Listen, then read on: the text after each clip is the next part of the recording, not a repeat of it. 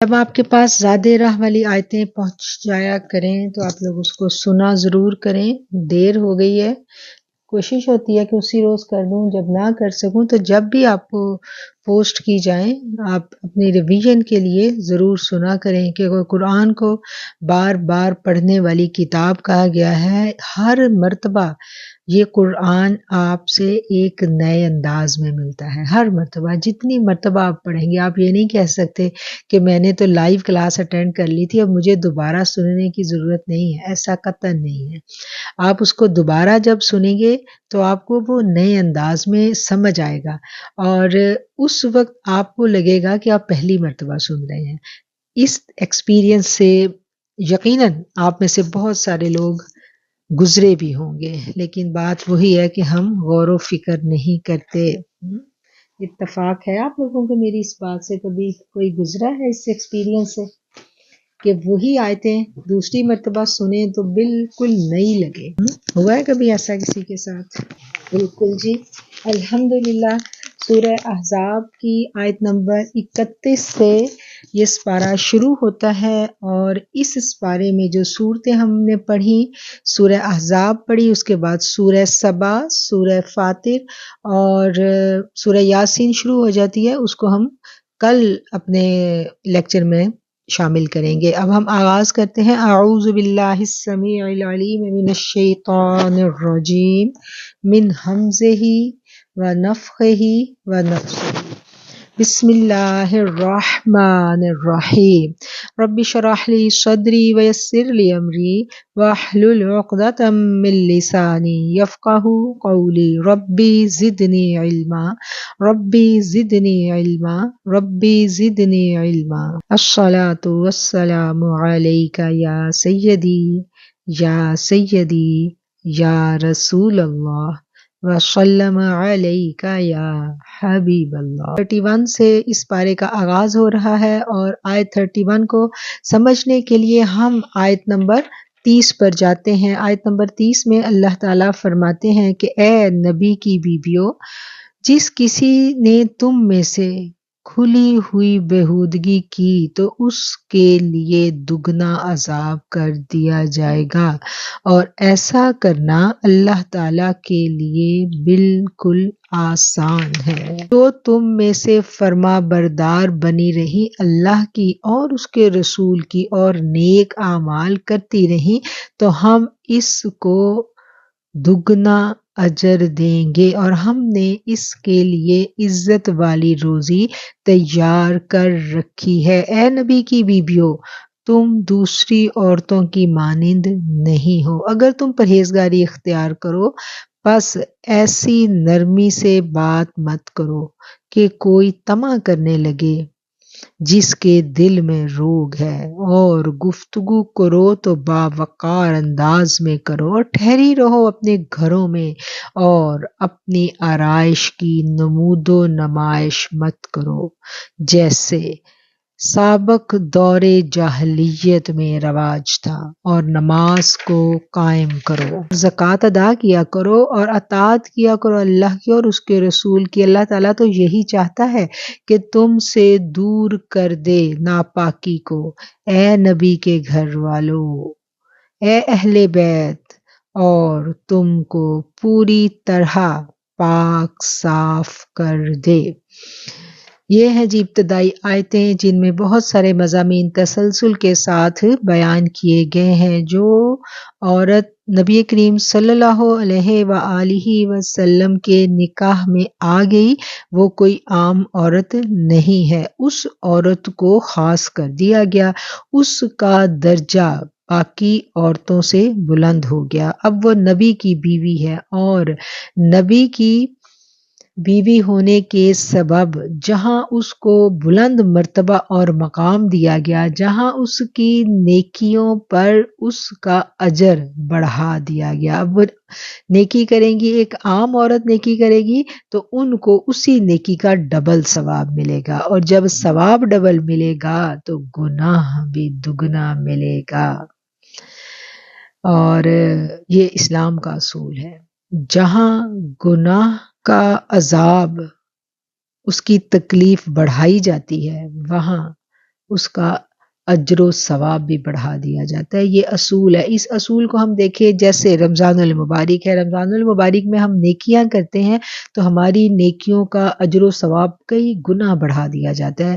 اسی طرح رمضان المبارک میں اگر کوئی شخص گناہ کرتا ہے تو اس کا جو گناہ ہے اس کا وبال بھی کئی گنا بڑھا دیا جاتا ہے۔ روزے کی حالت میں مطلب بہت ساری پابندیاں ہیں، بہت ساری پابندیاں ہیں، اور ان پابندیوں کو اگر رمضان کے علاوہ کوئی پامال کرتا ہے تو بھی اس کو گناہ ہے، لیکن اگر رمضان میں وہ ان کی بے حرمتی کرے تو اس کو ڈبل گناہ آ جاتا ہے۔ جتنا ثواب بڑھتا جائے گا اتنا ہی پھر جتنا آپ اوپر جاتے جائیں گے، جہاں بلندی کے قریب تر ہوتے جائیں گے، وہاں پھر اتنا آپ کے اوپر ذمہ داری کا بوجھ اور عذاب کا خوف بھی زیادہ ہوتا چلا جائے گا۔ اور یہ اصول، یہ جو ضابطہ ہے، یہ قرآن نے ہمیں دیا ہے اور بتا دیا گیا کہ تم دوسری عورتوں کی مانند نہیں ہو۔ دوسری عورتوں کے ساتھ کیا ہوتا ہے کہ جب ان کے خاوند دنیا سے انتقال کر جاتے ہیں،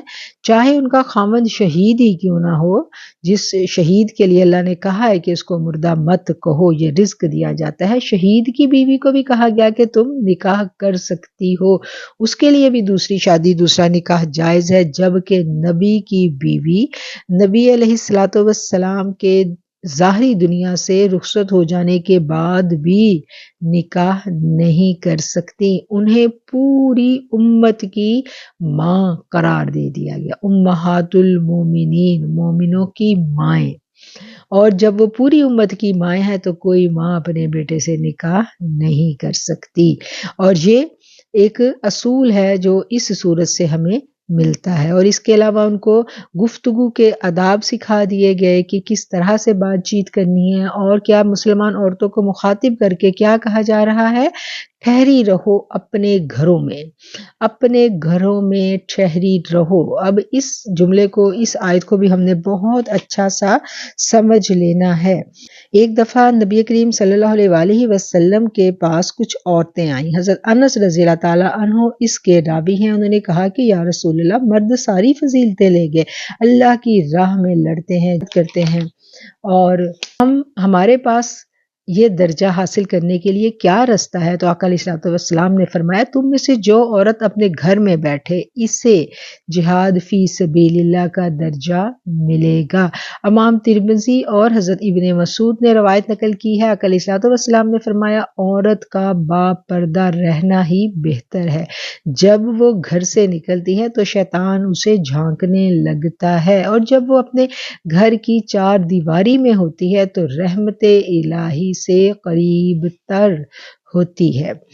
اب ان ساری باتوں کو جب ہم پڑھتے ہیں تو ہمیں یوں لگتا ہے کہ شاید اسلام جو ہے وہ عورت کو بالکل قید کر دیتا ہے اور اس کو باہر نکلنے کا کوئی رستہ بچتا ہی نہیں ہے۔ اب عورت کیا کرے؟ دم گھوٹ لے، اپنا اندر ہی اندر بیٹھی رہے، کچھ بھی نہ کرے، کہیں بھی نہ جائے آئے، تو ایسا نہیں ہے۔ ہم دیکھتے ہیں نبی کریم صلی اللہ علیہ وآلہ وسلم جب بھی سفر پر جاتے تھے تو اپنی کوئی نہ کوئی زوجہ جو تھی ان کو ساتھ لے کر جاتے تھے، یعنی ضرورت کے لیے خواتین باہر بھی نکل سکتی ہیں، ضرورت کے لیے وہ سفر بھی کر سکتی ہیں، اور خواتین نے یہ سب کچھ کیا، تجارت بھی کی، انہوں نے آقا علیہ الصلوۃ والسلام کے ساتھ ٹریولنگ بھی کی، انہوں نے حج اور عمرے کے سفر بھی کیے، لیکن ان کے لیے کچھ پابندیاں، کچھ پروٹوکول ہیں، کیونکہ مسلمان عورت ایک عام عورت نہیں ہے، یہ خاص عورت ہے۔ تو جب عورت خاص ہے تو اس کا پروٹوکول بھی خاص ہے، تو وہ پروٹوکول اس کو ہم سب کو پتہ ہے کہ ایک مسلمان عورت کے لیے کون کون سی باتیں ہیں جس کو اس نے فالو کرنا ہے، اور ان باتوں کو فالو کرنے کے بعد وہ گھر سے نکل بھی سکتی ہے اور وہ ٹریولنگ بھی کر سکتی ہے۔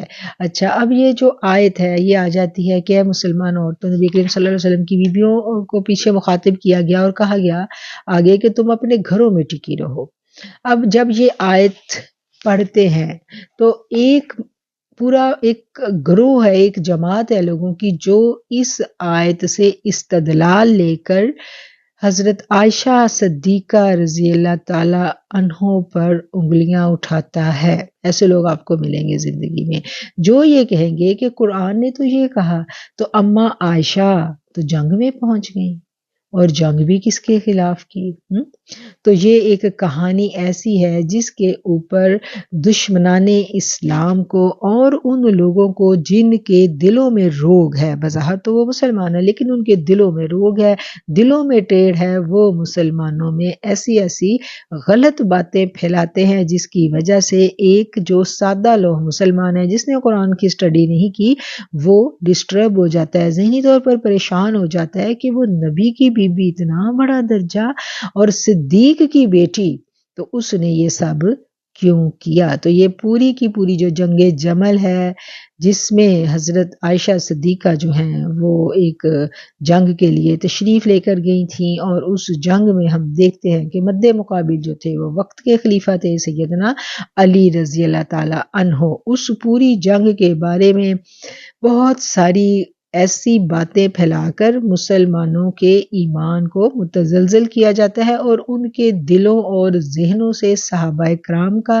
اہل بیت کا اور ازواج مطہرات کا جو مقام ہے اس کو گھٹانے کی کوشش کی جاتی ہے، حالانکہ کہیں بھی ایسا کچھ نہیں ہے. اماں عائشہ رضی اللہ تعالیٰ عنہ کے تقوی اور خوف الہی کا یہ عالم تھا کہ جب بھی اماں یہ آیت پڑھا کرتی تھی تو اس قدر روتی تھی، اس قدر روتی تھی کہ آپ کا آنچل، آپ کی اوڑھنی آنسوؤں سے بھیگ جاتی تھی. تفسیر ہے جی رول مانی جہاں سے میں نے یہ سنٹینس جو ہے یہ آپ کو پڑھ کر بتایا ہے.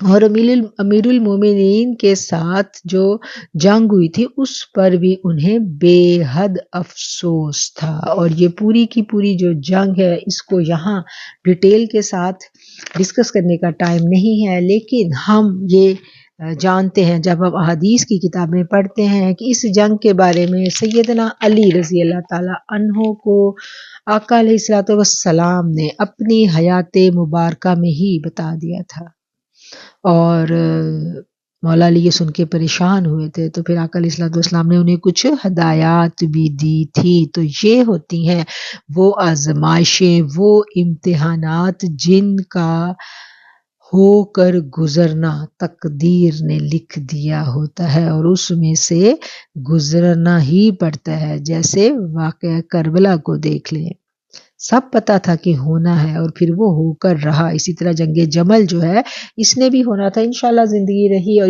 اس صورت پر ہم پہنچے تو ہم اس کے تمام جو پس منظر ہے اس کو اچھا سا سمجھنے کی کوشش کریں گے، لیکن ہمیں اپنی جو فہم ہے، اپنا جو کانسیپٹ ہے اس کو کلیئر رکھنا ہے کہ اس میں ایسا کچھ نہیں تھا کہ جس کو ہم نیگیٹو وے میں لے کر کے جائیں. جنگ جمل کا واقعہ تاریخ اسلام کے ان المناک واقعات میں سے ہے جس پر قلب سلیم آج بھی گریاں اور سوگوار رہتا ہے، لیکن ان انتہائی ناخوشگوار حالات میں بھی ان حضرات کے باہمی عزت و احترام کا یہی انداز تھا.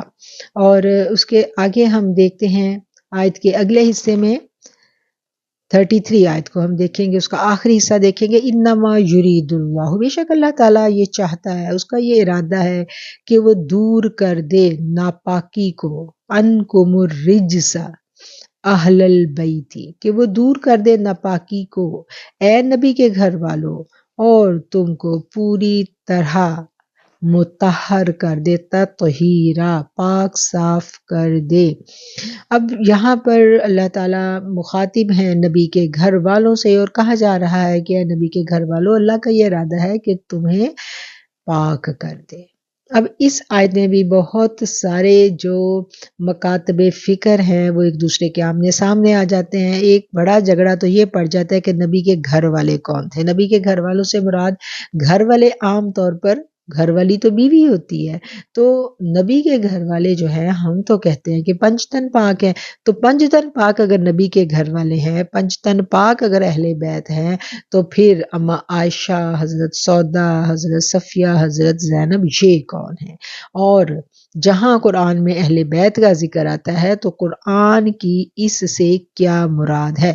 اب ان باتوں کو چھوٹے چھوٹے پوائنٹس میں ہم سمجھنے کی کوشش کریں گے۔ پہلی بات تو یہ ہے کہ وہ مشہور حدیث ہم سب نے سنی ہے کہ میرے آقا علیہ الصلوۃ والسلام نے ایک چادر ڈالی تھی جس میں حضرت سیدہ فاطمہ الزہرا تھیں، حسن حسین تھے، مولا علی تھے، اور پانچوں جب اس چادر کی آغوش میں آ جاتے ہیں تو میرے آقا یہ کہتے ہیں کہ یہ ہیں جی میرے اہل بیت، اور آپ کی زوجہ محترمہ سامنے کھڑی ہیں اور وہ کہتی ہیں کہ کیا ہم آپ کے اہل بیت نہیں ہیں؟ تو آپ فرماتے ہیں ہاں تم بھی ہو۔ ہاں تو مطلب تم تو ہو ہی، تم تو بیویاں ہو، تم تو میری گھر والیاں ہو، لیکن میرے اہل بیت یہ بھی ہیں۔ اب یہ جو اہل بیت ہیں ان کو ہم جاتے ہیں مباہلے والے واقعے کی طرف۔ جب مباہلہ کا واقعہ ہوا، عیسائیوں کا وفد آیا اور انہوں نے آ کے کہا کہ آؤ ہمارے ساتھ مباہلہ کرو۔ مباہلے میں کیا ہوتا تھا کہ دونوں فریق اپنے اپنے گھر والے لے کے ایک میدان میں پبلک کے سامنے آ جاتے تھے اور اعلان کہا جاتا تھا کہ اب بتاؤ جو جھوٹا ہے اس پر مطلب وہ اللہ کی لعنت کہہ کے وہ اپنے آپ کو سچا ثابت کرنے کی کوشش کرتے تھے، اور جو جھوٹی قسم کھاتا تھا اس پر پھر اللہ کا عذاب آتا تھا۔ اور جب عیسائیوں نے مسلمانوں کو چیلنج کیا، ان کے بڑے بڑے علماء آئے اور انہوں نے کہا کہ ہم مباہلہ کرتے ہیں، ہم بھی اپنے گھر والے لے آتے ہیں اور آپ بھی لے آئیں۔ تو تب میرے آقا کس کو لے کے گئے تھے؟ تب میرے آقا 5 تن پاک کو ہی لے کے گئے تھے۔ 5 تن پاک کا کیا مطلب ہے کہ وہ 5 حضرات، مطلب 5 پاک لوگ۔ 5 مطلب 5 پاک، اور تن وہ جسم، یعنی 5 تن پاک سے مراد وہ 5 مطہر پاکیزہ اجسام مراد حضرت علی، حضرت فاطمہ اور حسن حسین اور میرے آقا علیہ الصلوۃ والسلام ہیں۔ تو آقا ان کو لے کے مباہلے کے لیے گئے تھے۔ اب واضح کیا ہو گیا کہ آقا کے جو گھر والے، جہاں ذکر آئے گا 5 تن پاک کا، اہل بیت کا جہاں ذکر آئے گا اس سے کیا سمجھ آئے گی؟ اس سے سمجھ آئے گی کہ 5 تن پاک کی بات ہو رہی ہے۔ اب جب ہم ان آیات کو سمجھتے ہیں تفاسیر کی کتابوں میں، تو انہوں نے جو اس کے اوپر بحث کی ہے، علماء کرام نے، علماء اہل سنت نے اس کے اوپر بڑی بحث کی ہے، اور اس میں انہوں نے کہا کہ یہاں پر بیت کا لفظ آیا، بیوت کا لفظ نہیں آیا۔ بیت کا مطلب ہوتا ہے ایک گھر، اور بیوت کا کیا مطلب ہے؟ بہت سارے گھر۔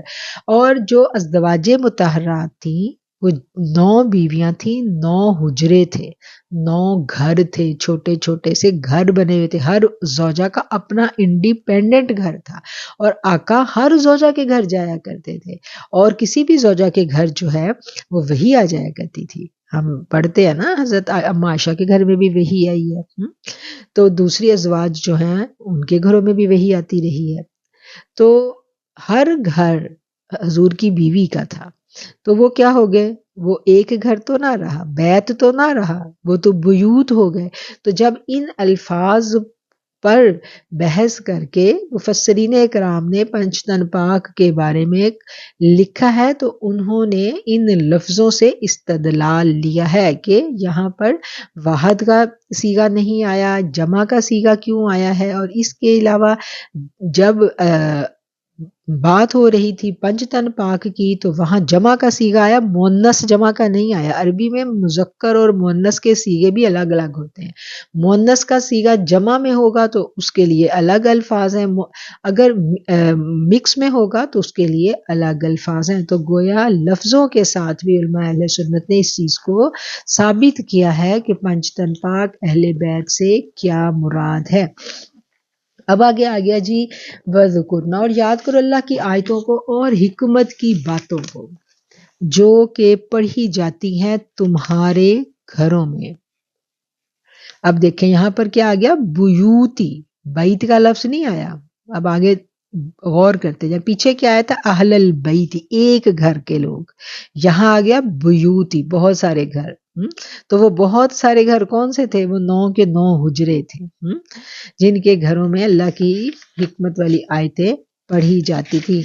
اب اس کے اوپر بہت ساری مفسرین کرام نے ڈیٹیل کے ساتھ بحث کی ہے۔ ام سلمہ کی بھی ایک روایت موجود ہے کہ آقا علیہ الصلوۃ والسلام نے اپنی چادر ڈالی تھی تو انہوں نے بھی عرض کیا تھا کہ وَأَنَا یا رسول اللہ، کہ میں میں نہیں ہوں، کیونکہ سب آپ نے کہا تھا کہ یہ پانچوں میرے اہل بیت ہے، تو انہوں نے فرمایا تو آپ نے فرمایا تھا وَأَنْتِ، یعنی تو بھی میرے اہل بیت میں ہے۔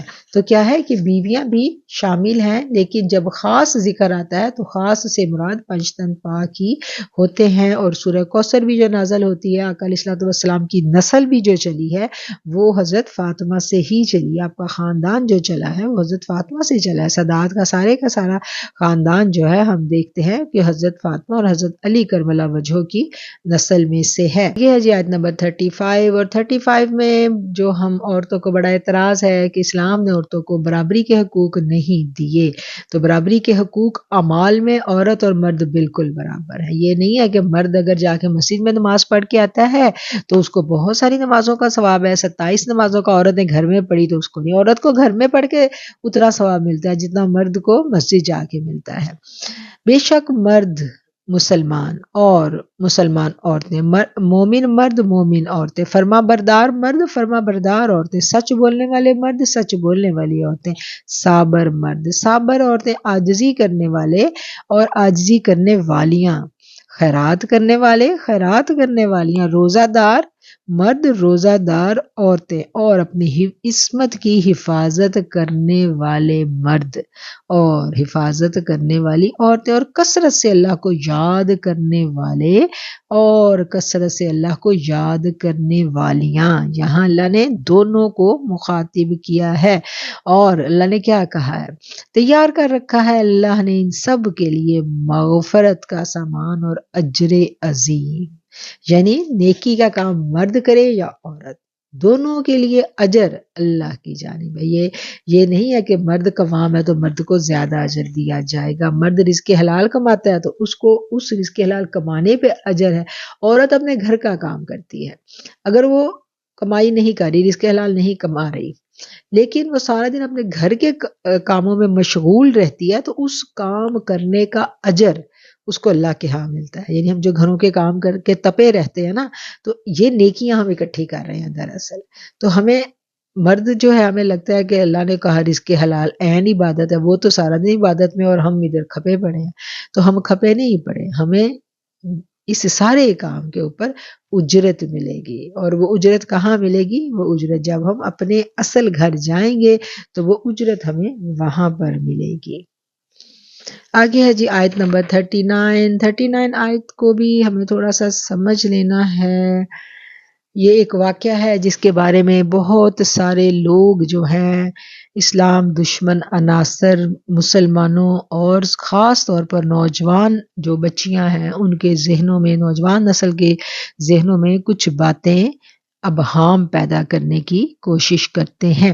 پہلے آپ آیت کا تھوڑا سا ترجمہ سنیں، پھر میں آگے آپ کو بتاؤں گی۔ اور یاد کیجئے جب آپ نے فرمایا اس شخص کو جس پر اللہ نے بھی احسان فرمایا اور آپ نے بھی احسان فرمایا کہ اپنی بیوی کو اپنی زوجیت میں رہنے دو اور اللہ سے ڈرو، اور مخفی رکھے ہوئے تھے اپنے دل میں وہ بات جسے اللہ ظاہر فرمانے والا تھا، اور آپ کو اندیشہ تھا لوگوں کے طعن و تشنیع کا، حالانکہ اللہ زیادہ حقدار ہے کہ آپ اس سے ڈریں۔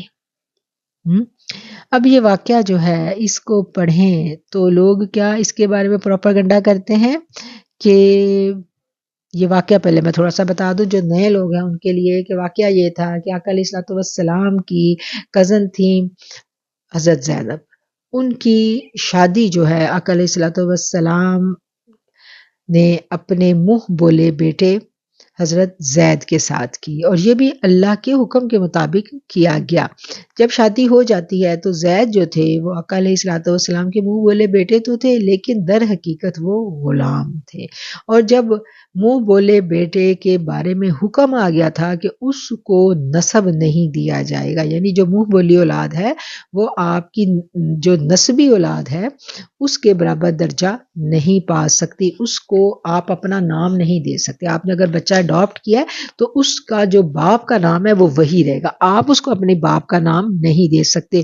منہ بولا بیٹا آپ کی جائیداد میں وارث نہیں ہوگا، یہ بھی اسلام کا قانون ہے، اور زمانہ جاہلیت میں ایسا نہیں ہوتا تھا۔ لوگ جس کو اپنا بیٹا بنا لیتے تھے پھر اس کو نام بھی دیتے تھے اور اس کو جائیداد میں حصہ بھی دیا جاتا تھا۔ اور اتنے سال گزرنے کے باوجود آج ہم دیکھتے ہیں کہ ہمارے پاکستانی معاشرے میں یہ ہوتا ہے، لوگ لے پالک بچوں کو اپنا نام بھی دیتے ہیں اور اپنی پراپرٹیاں بھی دیتے ہیں، جو کہ اسلام کی روح سے ناجائز ہے۔ اب کیا ہے کہ جی حضرت زینب بڑی خوبصورت عورت تھیں، قریش قبیلے کی عورت تھیں اور وہ ایک غلام تھے۔ اب دونوں کی آپس میں نبھ نہیں سکی، دونوں کی مزاج مختلف تھے، دونوں شادی تو ہو گئی، اللہ کا حکم تھا، شادی ہو گئی اور شادی کے لیے بھی اللہ کا حکم آیا تھا، آقا علیہ الصلوۃ والسلام نے یہ رشتہ بھیجا تھا، سب ہو چکا ہے، لیکن اب کیا ہے، اب دونوں کی نبھ نہیں رہی، حالات ٹھیک نہیں ہے۔ اور حضرت جو زید ہیں وہ آقا علیہ الصلوۃ والسلام کے پاس آ کے شکایت بھی کرتے ہیں اپنی بیوی کے بارے میں، اور وہ چاہتے بھی ہیں کہ وہ ان کو الگ کر دیں، یعنی ان کو ڈائیورس دے دیں، لیکن نبی کریم صلی اللہ علیہ وآلہ وسلم جو ہیں ان کو سب حالات نظر آ رہے تھے، ان کو یہ بات پتہ چل رہی تھی کہ یہ جب شادی اللہ کے حکم سے ہوئی ہے اور ابھی اللہ نے یہ احکامات بھی اتار دیے ہیں کہ یہ جو منہ بولا بیٹا اس کے رشتے کی اہمیت بھی کوئی نہیں ہے، تو اب یہ جب طلاق ہو جائے گی تو پھر ایک امتحان سر پر کھڑا ہے، اور وہ امتحان کیا تھا آپ کو پتا تھا، آپ کو اندازہ تھا کہ وہ امتحان یہ ہوگا کہ اللہ حکم دے گا کہ اب آپ اس سے شادی کریں، اور جب اللہ کا یہ حکم آئے گا تو نبی کریم صلی اللہ علیہ وسلم کو تو اس کی قبول کرنا پڑے گا، اور اگر نبی نے شادی کر لی اپنے منہ بولے بیٹے کی بیوی سے تو لوگ تو ان کے تو منہ کھل جائیں گے، یہود و نصارہ تو تانے دیں گے، باتیں کریں گے کہ دیکھیں یہ آپ کے نبی نے کیا کیا۔ تو اس بات سے نبی کریم ڈر رہے تھے اور اس بات کو آپ زبان پہ نہیں لا رہے تھے، اپنے دل میں چھپائے ہوئے تھے۔ جب ہم ڈیٹیل کے ساتھ اس آیت کی تفسیر پڑھتے ہیں، مفسرین کے حوالے پڑھتے ہیں، تب یہ بات ہمیں وہاں بتائی جاتی ہے، وہاں سے ہمیں ملتی ہے۔ یہ بات یہاں پر ہم پارک کر دیں گے، یہ بات یہاں مکمل ہوگی۔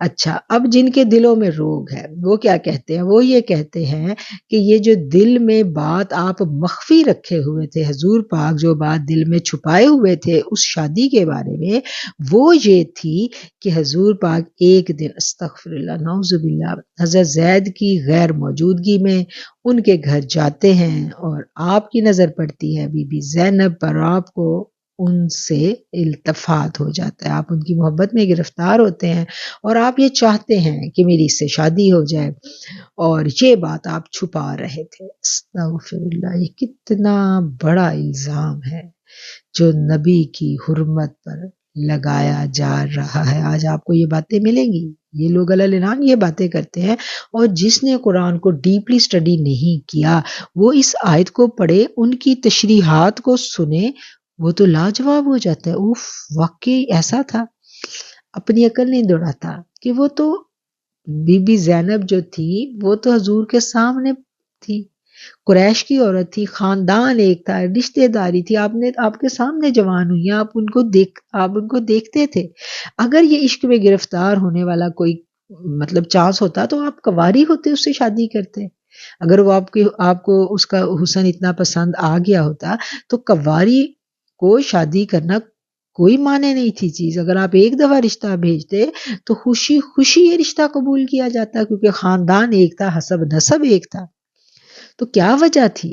کوئی وجہ نہیں تھی کہ رشتے سے انکار ہوتا۔ اب دیکھیں لفظ وہی ہیں، مفہوم بدل دیا گیا، مفہوم بدل دیا گیا اور نبی کی ذات پر انگلی اٹھائی گئی، استغفر اللہ۔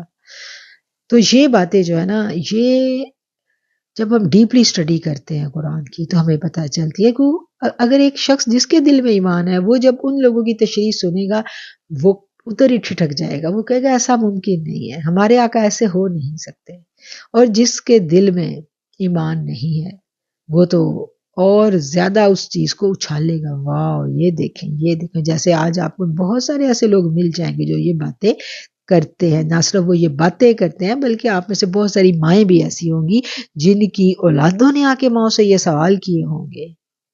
تو نبی کریم صلی اللہ علیہ وسلم کی ازواج کے بارے میں بہت غلط باتیں پھیلائی جاتی ہیں، اور خاص طور پر نوجوان نسل میں. اور پھر جب بچے آگے بات کرتے ہیں تو ماؤں نے تو خود قرآن نہیں پڑھا، تو مائیں بیچاری اس وقت پریشان ہو جاتی ہیں. پریشان اس لیے ہوتی ہیں، انہوں نے قرآن تو نہیں پڑھا لیکن انہوں نے بچپن سے نبی کا احترام سیکھا ہے. علم کی کمی کو محبت پورا کر دیتی ہے. یہ بات ہمیشہ یاد رکھیں، محبت اور ادب یہ دو چیزیں ہیں جن سے علم کی کمی پوری ہو جاتی ہے، کور اپ ہو جاتی ہے. لیکن اگر یہ دو چیزیں نہیں ہیں اور علم ہی علم ہے تو ان دو چیزوں کی کمی کو علم پورا نہیں کرے گا. انسان جو ہے نا وہ پھر اس علم سے کیا کرے گا؟ گمراہی کے گڑھے میں جا گرے گا. لیکن اگر محبت، عقیدت، ادب ہے تو پھر وہ بچا لے گا. تو ان ماؤں کے پاس علم نہیں ہے لیکن محبت ہے، پھر وہ بچوں کو بولنے نہیں دیتی، پھر وہ بیچاری دوڑتی ہیں، بھاگتی ہیں کہ کوئی ہمیں بتائے ایسا کیسے ممکن، ایسا تو نہیں ہو سکتا، باجی ہمیں بتائیں. پھر وہ یہ باتیں جو ہے نا ادھر ادھر سے ہمیں پوچھتی نظر آتی ہیں. 39 نمبر آیت ہے ما کان محمد ابا احد من رجالکم صلی اللہ علیہ وسلم، نہیں ہے محمد صلی اللہ علیہ وسلم مردوں میں سے کسی کے باپ، اور وہ رسول ہیں اور خاتم النبیین ہیں. اب اس میں تین باتیں ہیں. سب سے پہلے تو اعلان کر دیا گیا، کیا اعلان کیا گیا؟ کہ محمد صلی اللہ علیہ وسلم کسی کے باپ نہیں ہے، مردوں میں سے کسی کے باپ نہیں ہے. کیوں یہ اعلان کیا گیا؟ اس جگہ پہ یہ آیت یہاں اس لیے آئی ہے کہ پیچھے قصہ چل رہا تھا حضرت زید اور زینب کی شادی کا، اور شادی کے بعد ہوئی تھی طلاق، اور طلاق ہونے کے بعد اللہ تعالیٰ نے کیا کہا تھا؟ اللہ نہیں کہا تھا کہ اب ان کی طلاق کرواؤ، اور پھر اللہ نہیں کہا کہ اب شادی کرو ان سے، زینب سے، جس بات سے حضور پاک صلی اللہ علیہ وسلم مطلب وہ جو بات اپنے دل میں چھپائے ہوئے تھے اور وہ اس بات سے ہچکچا رہے تھے، اس بات سے انکمفرٹیبل تھے، وہ بات اللہ نے کھول کے بیان کر دی. اور جب کھول کے بیان کی تو پھر اللہ نے کہا کہ تم لوگوں کی باتوں سے مت ڈرو، کیونکہ وہ ڈر تھا نا کہ لوگ تو تانے دیں گے. تو اللہ نے کہا ان سے مت ڈرو، تم مجھ سے ڈرو، میں زیادہ حقدار ہوں کہ مجھ سے ڈرو. پھر آگے اللہ نے یہ کہا کہ یہ جو لوگ باتیں کرتے ہیں نا کہ اپنے بہو سے شادی کی ہے، تو پھر قرآن نے اعلان کیا کہ یہ جو بہو کہا جا رہا ہے نا، بہو سے شادی کی گئی، یہ بہو نہیں ہے. یہ جو آیت یہاں پر آئی ہے، اس آیت میں اعلان کر دیا گیا کہ جو منہ بولے رشتے ہیں ان کی اسلام میں کوئی حیثیت نہیں ہے. ان میں ایسا کچھ نہیں ہے کہ کوئی منہ بولا بیٹا ہے اور اس کی بیوی کے ساتھ سسر شادی نہیں کر سکتے، کیونکہ وہ سسر ہی نہیں ہے. سسر ابدی محرم ہے. سسر کیا ہے؟ ابدی محرم. اور ابدی محرم کیا ہوتا ہے؟ جس کے ساتھ کسی صورت نکاح جائز نہیں ہے، جیسے سگا باپ ہو گیا، یہ جو رشتے ہیں محرم رشتے جو ہے نا، یہ سارے کے سارے یہ ابدی محرم ہوتے ہیں. سگے رشتے تو ہیں ہی خون کے، اس کے علاوہ جو خون کا رشتہ نہیں ہے سسر کا، لیکن وہ ہے ابدی محرم، اس کے ساتھ بھی نکاح نہیں ہو سکتا. اس لیے یہاں اعلان کر دیا گیا کہ آقا علیہ الصلوۃ والسلام کی کوئی مردوں میں سے کوئی اولاد نہیں ہے، اور اللہ کے رسول ہیں اور خاتم النبیین بھی ہیں. اب آپ کے بعد کوئی نبی بھی آنے والا نہیں ہے. اور آقا علیہ الصلوۃ والسلام ہم دیکھتے ہیں کہ اپنی زندگی میں آپ نے بتا دیا تھا کہ میرے بعد 30 کذاب ہوں گے جو نبوت کے جھوٹے دعوے دار ہوں گے. اور آقا علیہ الصلوۃ والسلام جو امام بخاری اور مسلم کی روایت ہے کہ غزوہ تبوک پر جب روانہ ہوئے تو علی کرم اللہ وجہہ کو مدینہ شریف میں ٹھہرنے کا آپ نے حکم دیا، اور آپ نے فرمایا کہ میرے ساتھ تمہاری وہی نسبت ہے جو موسیٰ کی ہارون کے ساتھ تھی، مگر میرے بعد کوئی نبی نہیں ہے. پھر حضرت صبان سے مروی یہ حدیث ہے کہ میری امت کے 30 کذاب ہوں گے اور ہر ایک کا یہ دعویٰ ہوگا کہ میں نبی ہوں. اب جو نبی کا جس نے دعویٰ کیا وہ جھوٹا ہے، وہ کاذب ہے، اور وہ دائرہ اسلام سے خارج ہے. جس نے نبوت کا جھوٹا دعویٰ کر دیا وہ دائرہ اسلام سے خارج ہو گیا. اس کے خلاف جنگیں کی گئی تھیں، اسلام کی تاریخ گواہ ہے. اور آج بھی جو گروہ ہمیں یہ سب کرتا دکھائی دے رہا ہے اور اپنے آپ کو مسلمان کہتا ہے، قرآن کی روح سے وہ مسلمان نہیں ہے. آگے جی 41 نمبر آیت، اے ایمان والو اللہ کو یاد کرو کثرت سے، کثرت سے یاد کرو. یہ آ گیا آمنوا اذکروا اللہ، ذکر کرو اللہ کا ذکرن کثیرا، کثرت کے ساتھ ذکر. اور کثرت ذکر کو کل ہم نے بہت اچھا سا سمجھ لیا تھا کہ کثرت ذکر سے کیا مراد، اور ذکر کو بھی ہم نے سمجھا تھا کہ ذکر میں کیا کچھ آتا ہے. ذکر میں نماز بھی ہے، ذکر میں قرآن بھی ہے، ذکر میں جو ہم تسبیحات وغیرہ پڑھتے ہیں وہ بھی ہے، ذکر میں اونچی آواز میں بول کر کرنے والا ذکر بھی ہے، اور ذکر میں ذکر خفی بھی ہے۔ یہ ساری ذکر کی اقسام ہے، سب اسی کیٹیگری میں آتی ہیں۔ جی 43 نمبر آیت، اللہ وہ ہے جو رحمت نازل کرتا ہے، هو الذی یصلی علیکم، وہی اللہ جو درود بھیجتا ہے تم پر، وملائکتہ، اور اس کے فرشتے، لیخرجکم، تاکہ نکال کر لے جائیں تمہیں، من الظلمات الی النور، اندھیروں میں سے نور کی جانب، وکان بالمؤمنین رحیما، اور اللہ مومنوں پر بڑا رحم فرمانے والا ہے۔ یہاں مخاطب جو ہے نبی کریم صلی اللہ علیہ وآلہ وسلم کی ذات اقدس ہے، اور اللہ تعالیٰ ان سے کہہ رہے ہیں کہ وہی اللہ ہے جو آپ پر رحمت نازل کرتا ہے۔ یا ایھا الذین آمنوا صلوا علیہ وسلموا تسلیما، اور صلی کا مطلب جو ہے وہ کیا کیا گیا ہے، وہ درود کیا گیا ہے، اور درود کیا ہے، اور درود کے معنی مفہوم اس میں بھی بڑی وسعت ہے، اور جو درود نبی کریم صلی اللہ علیہ وآلہ وسلم پر اللہ کا بھیجنا ہے اس سے کیا مراد ہے، اور جو فرشتے درود بھیجتے ہیں اس سے کیا مراد ہے، یہ بھی ہر جو صلات ہیں اس کے معنی کی جو تفسیر بیان کی ہے مفسرین نے، انہوں نے اس کو بیان کیا ہے۔ صلات بھیجنے کے دو مطلب ہیں، اللہ اپنے فرشتوں کے سامنے اپنے اس مقبول بندے کی تعریف فرماتا ہے۔ اللہ کا درود بھیجنا کیا ہے کہ اللہ ان کی ملائکہ کے سامنے تعریف فرماتا ہے اور ان پر اپنی رحمتوں کا نزول کرتا ہے۔ اللہ کا درود کیا ہے، اللہ ایسی ہماری طرح بیٹھ کے درود نہیں پڑھ رہا ہوتا، اللہ کیا درود کرتا ہے، ان پر رحمتیں بھیجتا ہے، رحمتیں نچھاور کرتا ہے، اور ان کی تعریف بیان کی جاتی ہے۔ یہ ہے جی اللہ کا درود جس کو یہاں بیان کیا گیا ہے، اور یہ اقتباس ہے جی تفسیر ابن کثیر سے۔ اور فرشتوں کا صلات بھیجنے کا مفہوم یہ ہے کہ وہ آپ کے لیے مغفرت اور بخشش کی التجائیں کرتے ہیں۔ اب فرشتوں کا درود کیا ہے، فرشتے خود تو نہیں رحمت بھیج سکتے نا، تو وہ اللہ سے دعا کرتے ہیں کہ اللہ ان پر اور رحمتیں نچھاور کرو۔ آگے ہے جی امام بخاری جو ہیں انہوں نے اس کی جو تفسیر بیان کی ہے وہ یہاں ہے، اور وہ بھی جو میں نے آپ کو بیان کیا وہ پورا ایک لمبا اقتباس ہے، اس کا مفہوم جو میں یہاں بیان کر چکی ہوں آپ کو۔ اور یہ سب جو نبی کریم صلی اللہ علیہ وآلہ وسلم پر بھیجا جا رہا ہے، یہ کیوں بھیجا جا رہا ہے کہ یہ اللہ کے مقبول ترین بندے ہیں، اور ان مقبول ترین ہستی کو اللہ یہ چاہتا ہے کہ ان سے ہر طرح کی جو تاریکی ہے اس کو دور کر دیا جائے، اور آپ کو روشنیوں میں نور میں لے جایا جائے۔ اللہ نور السماوات والارض، اللہ زمین و آسمان کا نور ہے۔ اور نور کیا ہوتا ہے، نور وہ روشنی ہے، نور وہ چمکدار روشنی ہے، جہاں جہاں یہ روشنی پہنچتی ہے وہاں سے تاریکی بھاگ جاتی ہے۔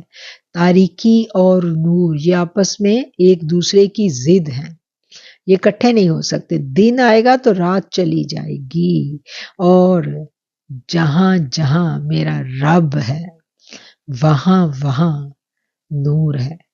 اللہ نور السماوات والارض، اللہ زمین و آسمانوں کا نور ہے۔ کوئی چیز اللہ سے پوشیدہ نہیں ہے، ہر جگہ اللہ کی دسترس ہے، اللہ کی پہنچ ہے، اور اللہ کے آگے ہر چیز عیاں ہے۔ کتنی گہری تاریکی ہو ادھر بھی اگر کچھ ہے، اندھیری سیاہ رات میں ایک سیاہ چٹان کے اوپر ایک سیاہ چیونٹی بھی اگر چل رہی ہے، اس کو بھی میرا رب جانتا ہے۔ اور کہیں پر پوری دنیا پوری کائنات میں کوئی مادہ اگر حاملہ ہوتی ہے تو وہ بھی میرے رب سے پوشیدہ نہیں ہے۔ بظاہر دیکھا جائے تو تب بھی پوشیدہ نہیں، اور دلوں کے اندر جو بھید ہیں، خیال ہیں، وہ بھی اس کے لیے عیاں ہیں۔ کیوں؟ وہ نور ہے، اور جہاں نور ہے وہاں اندھیرے کا کوئی کام نہیں ہے۔ اب اللہ نے جو یہاں آیت کے پہلے حصے میں بیان کیا کہ میں رحمتوں کا نزول کرتا ہوں، میں جو درود بھیجتا ہوں اپنے اس پیارے پر، اپنے اس محبوب بندے پر، جو میں درود بھیج رہا ہوں، جو رحمتیں نازل کر رہا ہوں، اور میرے فرشتے بھی بیٹھے ان کے لیے دعائیں کر رہے ہیں، اس کا مقصد کیا ہے؟ کہ ان سے ہر تاریکی کو دور کر دیا جائے۔ میرا رب کیا کہتا ہے کہ جہاں جہاں میں رب العالمین ہوں وہاں میرا پیغمبر رحمت ہے، جہاں میرا رب ہے وہاں میرا رسول ہے۔ کتنی عجیب بات ہے۔ اور جہاں میرے رب کا نور ہے وہاں میرے آقا علیہ الصلاۃ والسلام کی دسترس بھی ہے، اور میرے آقا کو وہ روشنی بھی عطا ہے کہ میرے آقا اس روشنی سے ان اندھیروں میں دیکھ سکتے ہیں۔ اس لیے ہم کہتے ہیں نا کہ حقیقت محمدی صلی اللہ علیہ وآلہ وسلم کو سمجھنا آسان نہیں ہے۔ وہ ایک پنجابی کا شعر ہے نا کہ یہ جو نور و بشر کے جھگڑے پر بڑا پیارا ایک شعر ہے کہ اللہ والیاں گل مکا دیتی، تساں ہور ڈٹھا اساں ہور ڈٹھا۔ تو ہم نے تو وہ ڈٹھا جو اللہ نے بیان کیا ہے۔ قرآن میں اللہ نے ایسے بیان کیا ہے آپ کی ہستی کے رازوں کو کہ اس کو عام پڑھنے والا بندہ ان رازوں تک پہنچ ہی نہیں سکتا، لیکن جو محبت کی اینک لگا کے ان کو پڑھے گا اور کسی اللہ والے سے بیٹھ کے پڑھے گا، کسی ولی نے اس پہ نگاہ ڈالی اور اس کو قرآن کا علم دیا، تو اس کو پھر ان رازوں کی سمجھ اللہ عطا کر دیتا ہے۔ اب سمجھ آ گئی کہ اس آیت سے کیا مراد ہے، اور جو اللہ کا درود بھیجنا ہے اس کا مقصد کیا ہے۔ یہ چھوٹا مقصد نہیں ہے، اس کی جتنا ہم گہرائی میں جائیں گے اترتے چلے جائیں گے۔ اگلی آیت ہے جی 44 نمبر آیت، تحیتہم یوم یلقونہ سلام، انہیں یہ دعا دی جائے گی جس روز وہ اپنے رب کریم سے ملیں گے، انہیں کیا کہا جائے گا کہ سلامتی ہو تم پر۔ اور اللہ تعالیٰ نے ان کے لیے بڑا کریم اجر جو ہے نا وہ تیار کر رکھا ہے۔ اور پھر آگے نبی کریم صلی اللہ علیہ وسلم کا اگلا وصف بیان کیا جا رہا ہے کہ یا ایھا النبی، اے نبی، بے شک ہم نے آپ کو بھیجا ہے گواہ بنا کر، خوشخبری سنانے والا اور ڈرانے والا، وداعیا الی اللہ، اور دعوت دینے والا اللہ کی طرف، بِإِذْنِہ، اللہ کی اجازت سے۔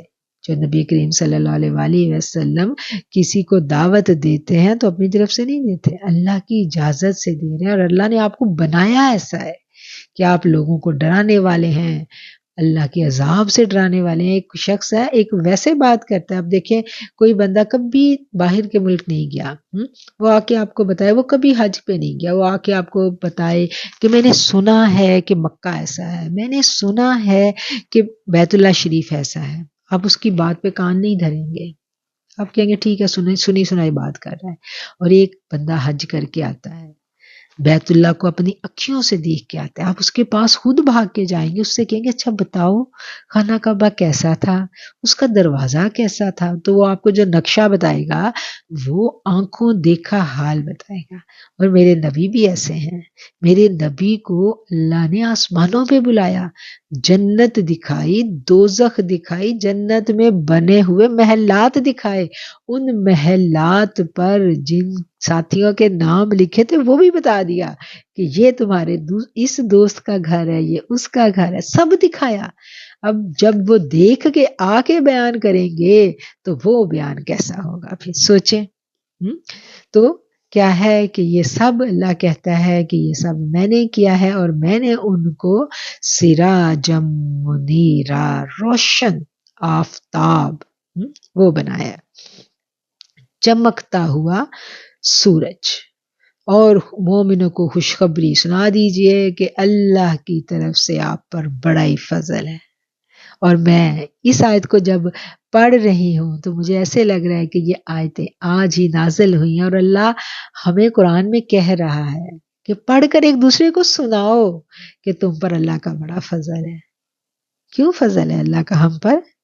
کہ ہم اس سراج منیرہ کی امت سے ہیں. یہ فضل ہے ہم پہ، یہ فضل ہے. میرے رب نے کیا، نبی کریم صلی اللہ علیہ وسلم کی حدیث کے الفاظ ہیں، مومن کی بصیرت سے ڈرو کہ وہ اللہ کے نور سے دیکھتا ہے. تو آقا علیہ الصلوۃ والسلام تو سراپا نور ہے، اور جو جتنا میرے آقا کے قریب ہو گیا وہ اتنا ہی اس نور سے فیض یاب ہو گیا، اور جتنا جتنا فیض یاب ہوا اتنا اتنا پھر وہ اللہ کے نور کے قریب ہو گیا. جہاں جہاں میرے آقا ہیں وہاں وہاں میرا رب ہے.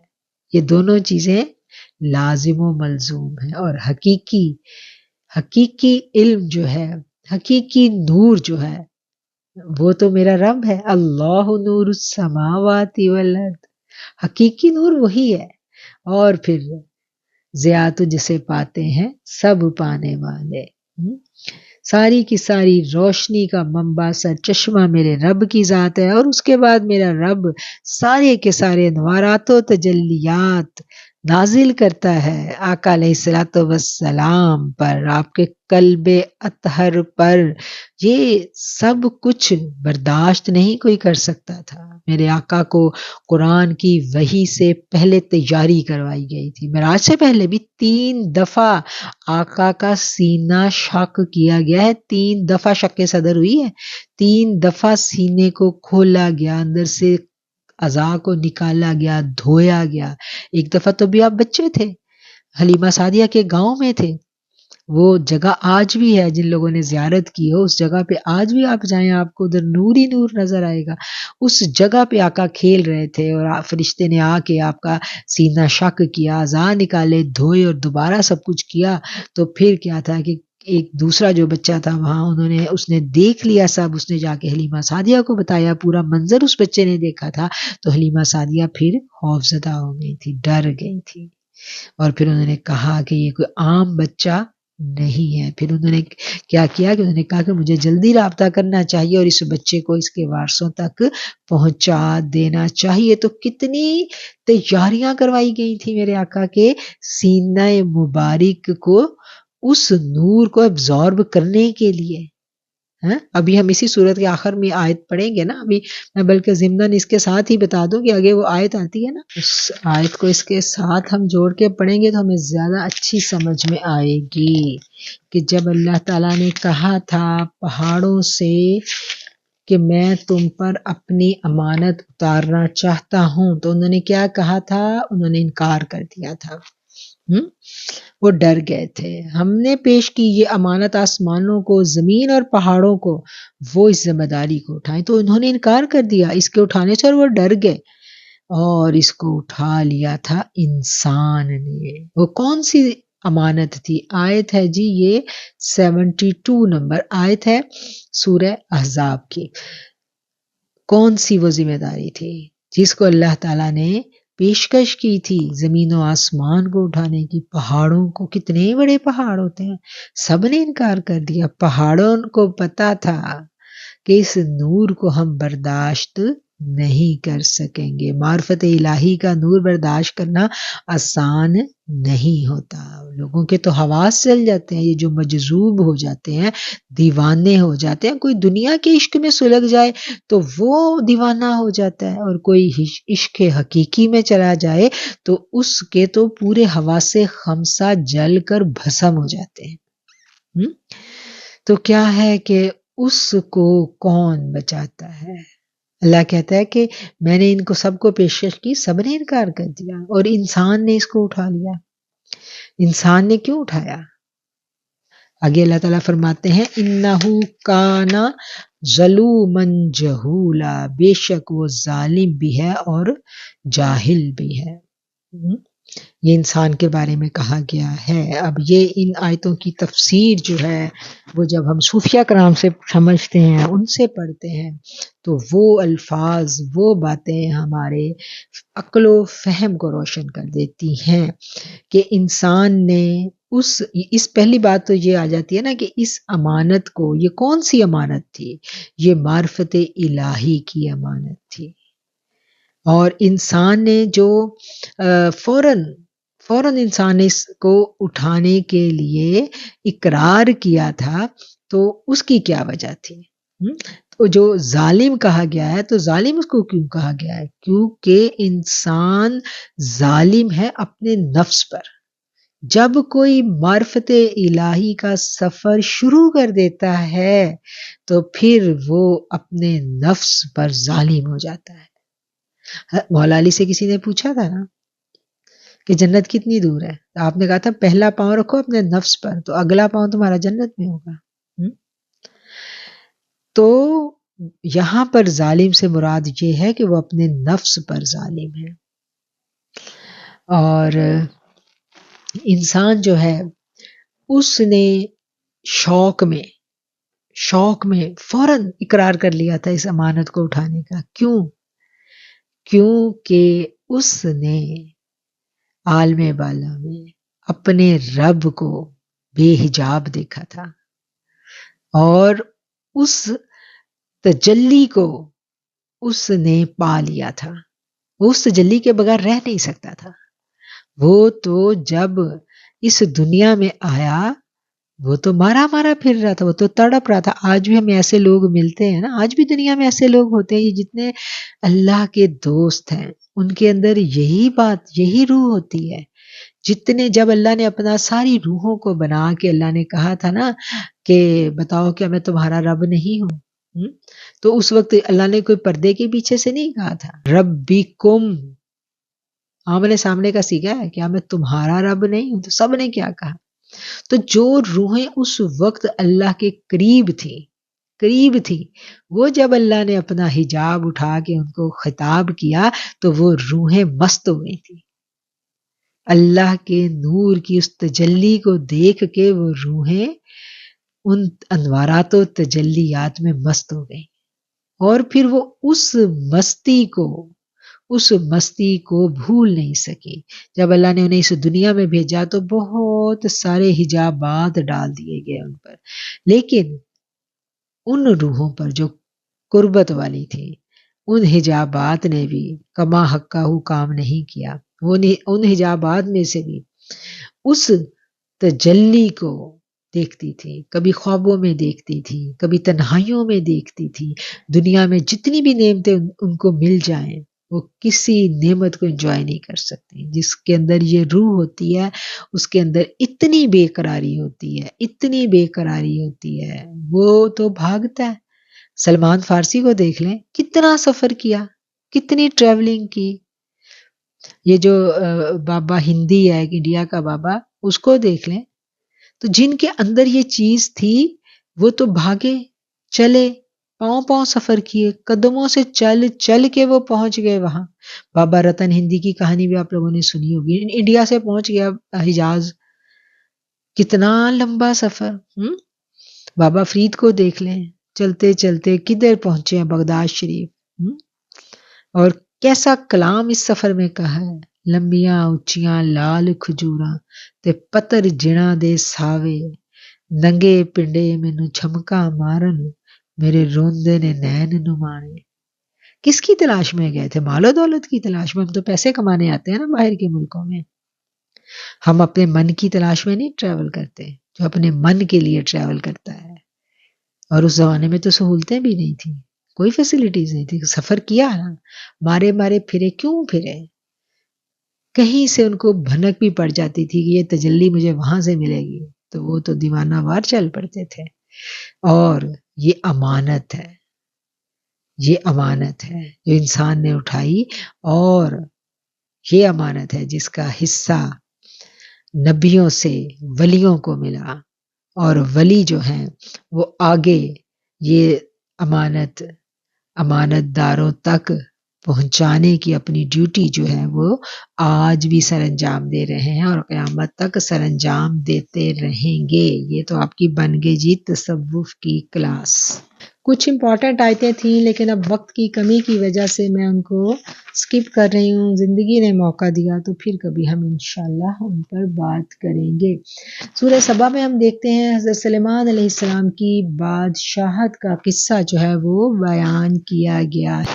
اور حضرت سلیمان علیہ السلام اللہ کے وہ پیغمبر تھے جن کو اللہ نے ایسی بادشاہی دی تھی کہ وہ بادشاہی ان کے بعد اور کسی کو نہیں مل سکی. اور وہ ان کے پاس ایسا تخت تھا. وہ اتنی خوبصورت یہ باتیں ہیں کہ ان کے لیے الگ الگ ایک پورا دن چاہیے جب ہم صرف ان آیات پر بات کریں. مسخر کر دیا تھا اللہ تعالیٰ نے سلیمان علیہ السلام کے لیے ہواؤں کو. اس کی صبح کی منزل 1 ماہ کی اور شام کی منزل 1 ماہ کی ہوا کرتی تھی. اور کئی جن ان کے تابع تھے جو کام میں جتے رہتے تھے ان کے سامنے ان کے رب کے اذن سے. جو کوئی سرتابی کرتا ان کے حکم کی تعمیل کی تو ہم اسے چکھاتے بھڑکتی ہوئی آگ کا عذاب. اب جو جنات تھے وہ حضرت سلیمان علیہ السلام کے تابع کیے گئے تھے. اچھا، آج ایک بات اور بھی ہم نے واضح کر لینی ہے کہ ہمارے ہاں ایک کنسیپٹ یہ پایا جاتا ہے کہ جنات کے پاس بڑا علم ہے اور جنات جو ہیں یہ ساری غیب کی باتیں جانتے ہیں. تو یہ جب سورہ سبا کو ہم پڑھتے ہیں اور اس کی تفسیر کو پڑھتے ہیں تو اس میں جو ایک ایسنس میں آج آپ لوگوں کو یہاں بیان کر دیتی ہوں. باقی آیات کو ہم انشاءاللہ پھر کبھی زندگی میں موقع دیا تو کریں گے. کہ حضرت سلیمان علیہ السلام جو تھے وہ جنات سے کام کروایا کرتے تھے. آپ کے نوکر تھے جنات. ان سے بڑے بڑے آپ نے تعمیرات کے کام کروائے. تو آپ کے جو ہیکل تھے وہ تعمیر ہو رہے تھے اور بڑے بڑے پتھر اٹھانے کا کام جنات کیا کرتے تھے. تو ابھی وہ تعمیر کا کام چل رہا تھا. تو اللہ تعالیٰ نے پیغام بھیجا، وہی بھیجی سلیمان علیہ السلام کو کہ آپ کی زندگی کی مدت ختم ہو رہی ہے، اب آپ کو میرے پاس آنا ہے.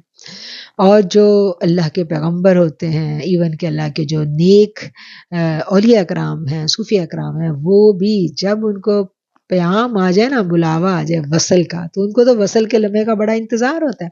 وہ تو تیار ہوتے ہیں جانے کے لیے. وہ کبھی بھی مہلت نہیں مانگتے کہ اللہ ہمیں مہلت دے، ہم نے اور زندہ رہنا. نہیں، وہ تو بھاگتے ہیں اپنے رب کی طرف. حضرت سلیمان علیہ السلام بھی تیار تھے.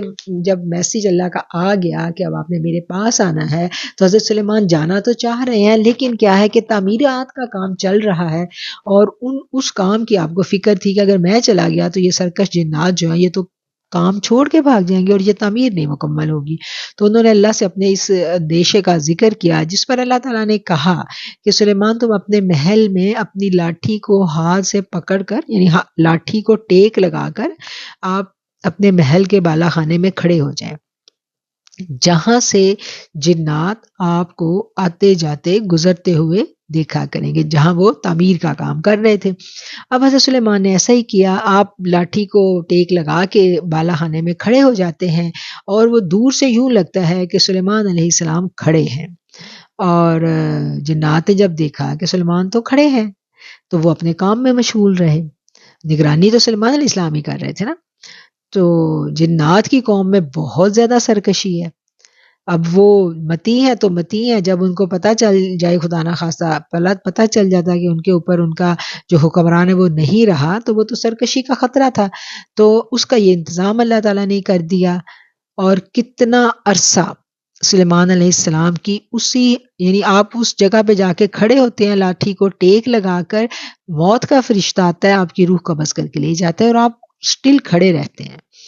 اب آپ وفات پا چکے ہیں، آپ کا انتقال ہو چکا ہے، لیکن آپ کی جو باڈی ہے وہ عصا کے سہارے، ایک سٹک کے سہارے کھڑی ہے.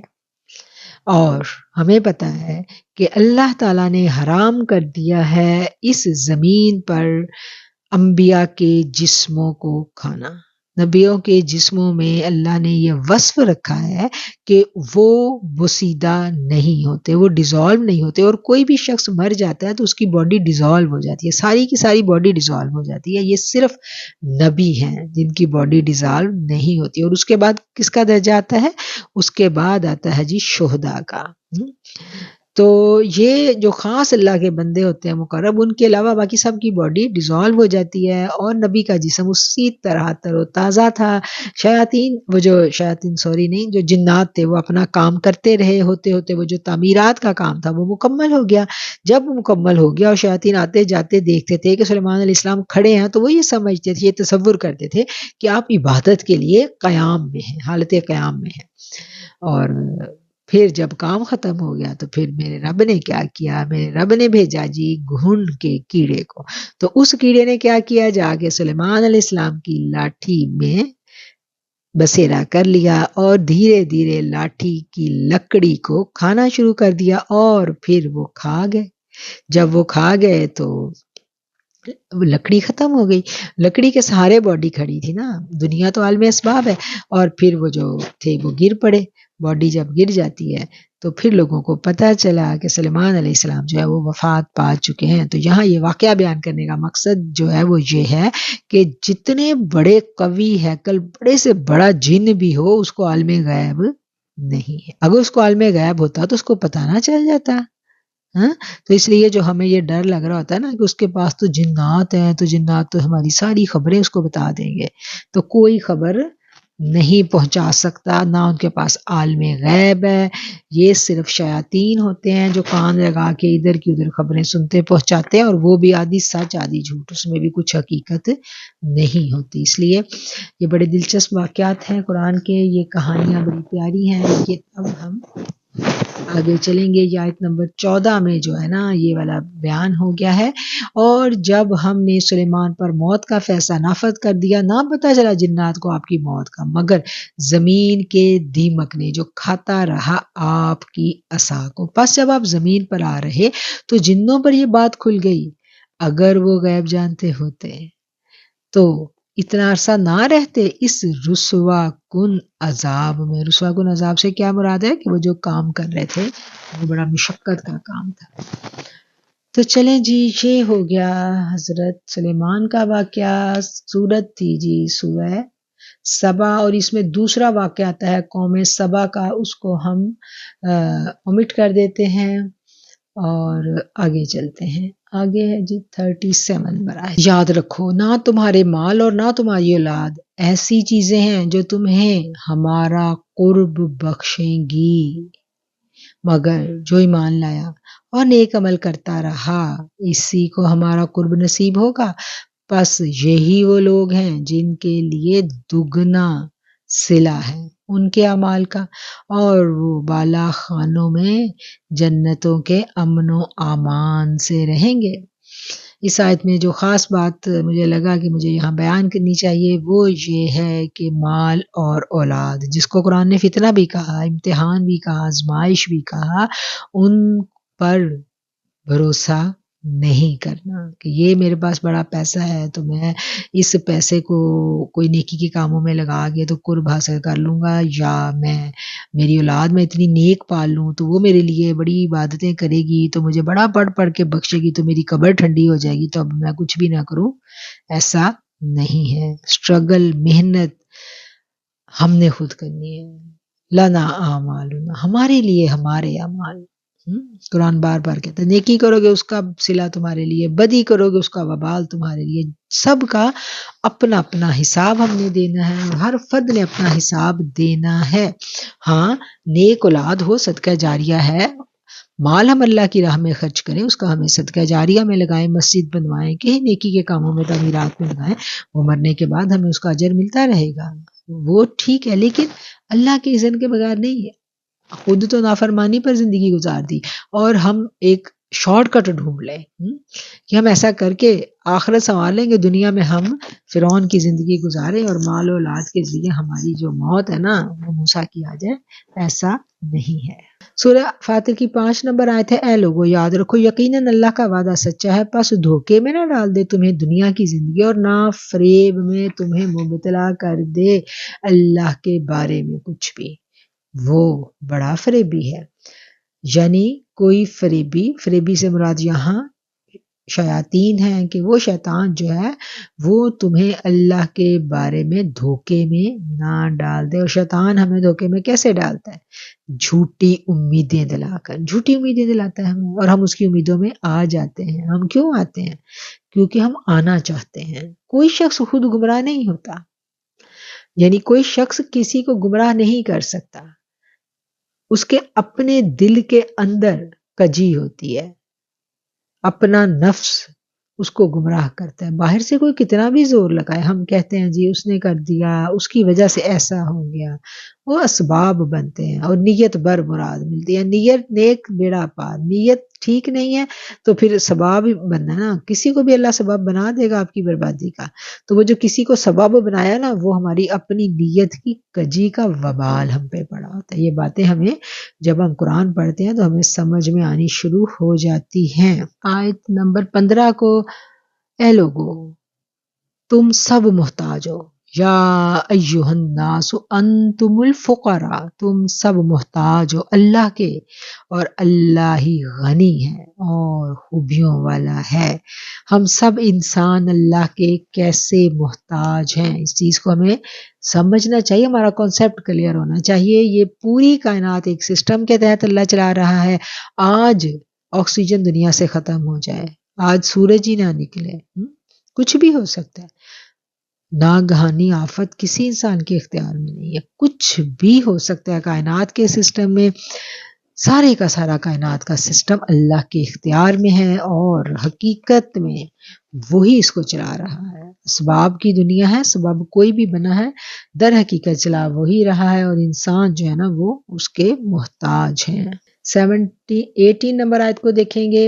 اور کوئی بوجھ نہیں اٹھائے گا گناہگار کسی دوسرے کا، اور بلائے گا پشت پر بوجھ اٹھانے والا کسی کو اپنا بوجھ اٹھانے کے لیے تو نہ اٹھائی جا سکے گی اس کے بوجھ سے کوئی شے، اگرچہ کوئی قریبی رشتہ دار ہی ہو.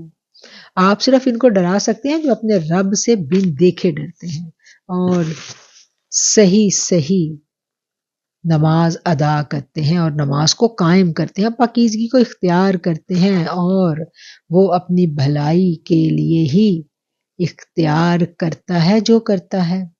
اور یاد رکھو تم سب کو اللہ کی جانب لوٹ کر آنا ہے. وَلَا تَزِرُ وَازِرَةٌ وِزْرَ أُخْرَىٰ. قیامت کا دن ایسا ہوگا کہ اس دن کوئی بھی کسی کا بوجھ نہیں اٹھا سکے گا. حالانکہ ایک ماں اولاد ماں باپ کا، یوم یفر المرء من اخیہ، کوئی رشتہ کام نہیں آئے گا. ہاں، اس آیت کو پڑھ کر جو لوگ عقیدہ شفاعت کی نفی کرتے ہیں، اس طرح کی جتنی آیتیں آتی ہیں نا قرآن کی منظر کشی کرتی ہیں، ان آیتوں کو پڑھ کر کچھ لوگ جو ہیں ایک مکتبہ فکر عقیدہ آخرت کا منکر ہو جاتا ہے. تو وہ قرآن کو ٹھیک کیوں نہیں پڑھتے؟ قرآن ہی تو کہتا ہے کہ اسی دن کچھ چہرے شادوں فرحاں بھی ہوں گے، اور وہ جو ایمان والے ہیں وہ خوشیاں منا رہے ہوں گے اس دن. تو شفاعت جو ہے اس دن نبی کریم صلی اللہ علیہ وآلہ وسلم کو اللہ شفاعت کا حق دیں گے، اور اللہ جس کو چاہیں اپنے مقرب بندوں میں سے یہ حق تفویض فرمائیں. ان آیتوں کو پڑھ کر شفاعت کا جو قانون ہے اسلام کا، ہم اس سے وہ نہیں کر سکتے، اس کی نفی نہیں کر سکتے. آیت آگے جی 22. اور نہ ایک جیسے ہیں زندہ اور مردہ، بے شک اللہ تعالیٰ سناتا ہے جس کو چاہتا ہے اور آپ نہیں ہیں سنانے والے جو قبروں میں ہیں. اب زندہ اور مردہ برابر نہیں ہیں. ہم نے کل بھی پڑھا تھا اس مضمون کو کہ قرآن زندہ مردہ کس کو کہتا ہے. قرآن اس کو زندہ کہتا ہے جس کا قلب زندہ ہے. اس آیت کو دیکھیں، آپ نہیں سنانے والے جو قبروں میں ہیں. تو میرے آقا نے تو ان مردوں کو آوازیں دے کے باتیں کی تھی، دین تھی نا، باتیں کی تھی نا. تو کیا میرے آقا علیہ الصلوۃ والسلام قبرستان میں جا کے تبلیغ کیا کرتے تھے؟ عقل میں بات آتی ہے نا. جو لوگ الٹے معنی نکالتے ہیں وہ ان کے لیے کہہ رہی ہیں، ایسا نہیں ہے. قبروں میں موجود ہیں جو ان کو آپ نہیں سنا سکتے. اس سے مراد یہ ہے کہ جن کے دل مردہ ہیں اور وہ مردہ دل اس کو تشبیہ دی گئی ہے قبر میں لیٹے ہوئے مردے سے. جیسے ایک مردہ قبر میں لیٹا ہوتا ہے نا، ایسے ہی وہ دل سینے میں لیٹا ہوتا ہے. وہ دل سینے میں موجود تو ہوتا ہے لیکن وہ مر چکا ہوتا ہے. اس کو جتنی بھی حق کی بات کو اس کو سمجھ نہیں آئی، اس کو کہو یہ گناہ ہے، اس کو پتہ ہی نہیں چلے گا، کیونکہ بظاہر تو کوئی مردہ رسپانس نہیں دے رہا ہوتا نا. جیسے یہ استعارے میں بات کی گئی ہے. اور زندہ اور مردہ برابر نہیں ہے، یعنی جس کا دل زندہ ہے اور جس کا دل مردہ ہے وہ دونوں برابر نہیں ہو سکتے. آگے پھر رسول اللہ صلی اللہ علیہ وسلم کی شان بیان کی گئی ہے کہ آپ لوگوں کو ڈرانے والے ہیں اور اللہ نے آپ کو بھیجا ہے، بے شک ہم نے بھیجا ہے آپ کو حق کے ساتھ خوشخبری سنانے والا اور ڈرانے والا، اور کوئی ایسی امت نہیں گزری جس میں کوئی ڈرانے والا نہ آیا ہو. جی میرا خیال ہے کہ اس کے ساتھ ہی ہم آج کی جو نشست ہے اس کو برخاست کرتے ہیں. جتنا ہم نے پڑھا اللہ تعالیٰ اس کو ہمیں سمجھنے کی توفیق عطا فرمائے. دعا کر لیتے ہیں. آئیے میرے ساتھ دعا کر لیں.